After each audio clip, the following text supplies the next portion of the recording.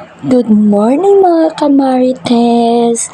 For today's video, nakapagpalit na naman ako ng bedsheet, pillowcase, and arrange ng room. At nakapagpalit din ako ng style kasi nga sa ikip ng kwarto ko, napaliit simula na renovate ito. Yan, lumiit siya. Ayan, nilagay ko dyan yung mga baby essential ko, tsaka yung sa mga downy, detergent, and yung perfume, and then yung alcohol. Ayan, ang ganda ng tignan ngayon dahil naka-organize. And then, ayan yung mga napakarami kong damit. Naka-organize din yan. Magdi-dispose ako niya soon dahil sobrang dami na. Ang ganda nga talaga sa mata dahil napaka-organized.